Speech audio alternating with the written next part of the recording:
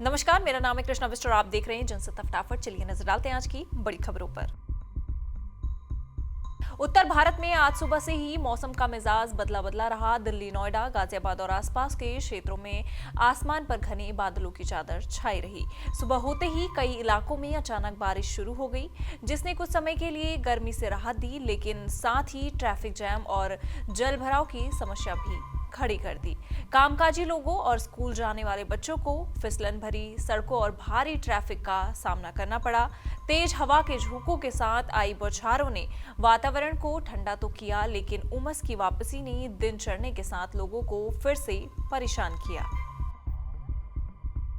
वहीं जम्मू कश्मीर में मौसम बिगड़ गया है। बुधवार को पूरे दिन रुक रुक कर बारिश होती रही। इसके बाद मौसम विभाग ने 23 जुलाई तक के लिए लगातार और तेज बारिश होने का अनुमान जताया है। जम्मू से अमरनाथ यात्रा अगले आदेश तक के लिए रोक दी गई है। गुरुवार को पवित्र अमरनाथ गुफा के लिए जम्मू कश्मीर से तीर्थयात्रियों का कोई जत्था रवाना नहीं होगा।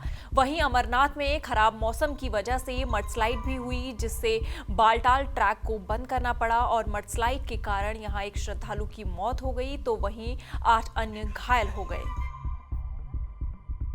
वहीं महाराष्ट्र सरकार के मंत्री नीतीश राणा ने मदरसों में उर्दू की जगह मराठी पढ़ाने की मांग करके विवाद खड़ा कर दिया है। इतना ही नहीं, उन्होंने कहा कि आज अजान भी मराठी में ही दी जानी चाहिए। विपक्षी दलों ने मंत्री के बयान की कड़ी आलोचना की है और उन पर धर्म और भाषा के नाम पर नफरत फैलाने का आरोप लगाया है। शरद पवार की पार्टी के नेता शशिकांत शिंदे ने राणे के बयान की आलोचना करते हुए लिखा, ये गृह मंत्रालय की जिम्मेदारी है।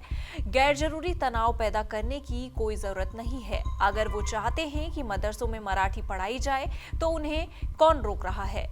एक मंत्री होने के नाते उन्हें ऐसे मुद्दे कैबिनेट में उठाने चाहिए, ना कि भड़काऊ सार्वजनिक बयान देने चाहिए। वहीं इंटरनेशनल स्पेस स्टेशन पर 18 दिन के मिशन के बाद धरती पर लौटे ग्रुप कैप्टन शुभांशु शुक्ला ने बुधवार को अपनी पत्नी कामना शुक्ला और बेटे कियास से मुलाकात की। उन्होंने इस पल को सोशल मीडिया पर शेयर किया। शुभांशु शुक्ला ने कहा कि स्पेस की उड़ान अद्भुत होती है, लेकिन लंबे समय के बाद अपनों से मिलना भी उतना ही अद्भुत होता है। इंस्टाग्राम पर फोटो शेयर करते हुए शुक्ला ने लिखा, अंतरिक्ष की उड़ान अद्भुत है, लेकिन लंबे समय के बाद अपनों से मिलना भी उतना ही अद्भुत है।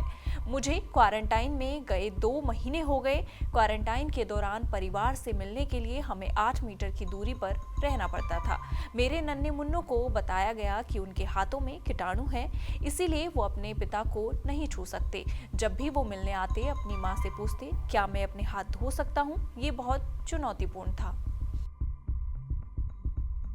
वहीं बुधवार को दिल्ली से गोवा जा रही इंडिगो की फ्लाइट 6E6271 के एक इंजन में तकनीकी खराबी आने की वजह से इसकी इमरजेंसी लैंडिंग करनी पड़ी। फ्लाइट को रात 9:42 पर मुंबई के छत्रपति शिवाजी महाराज इंटरनेशनल एयरपोर्ट पर उतारा गया। इससे पहले पायलट ने 9:25 पर अलार्म बजा दिया था और इमरजेंसी लैंडिंग से पहले पैन का अनाउंसमेंट किया। ये फ्लाइट दिल्ली से गोवा के मनोहर इंटरनेशनल एयरपोर्ट पर जा रही थी। इंडिगो के प्रवक्ता ने बताया कि विमान की सेफ लैंडिंग कराई गई और यात्रियों को दूसरे विमान से आगे के लिए भेजा गया। विमान में कुल 191 लोग सवार थे। वहीं एयर इंडिया ने अपने बोइंग 787 विमान के फ्यूल स्विच की जांच की। अहमदाबाद प्लेन हादसे के बीच कंपनी ने ये कदम उठाया था। अब कंपनी ने स्विच को लॉक करने के सिस्टम का निरीक्षण बुधवार को पूरा कर लिया और इसमें कोई समस्या नहीं पाई गई। एयर इंडिया के एक अधिकारी ने ये जानकारी दी। डीजीसीए ने सोमवार को विमानन कंपनियों से उनके बोइंग 787 और 737 विमानों में फ्यूल स्विच लॉकिंग सिस्टम की जांच करने को कहा था।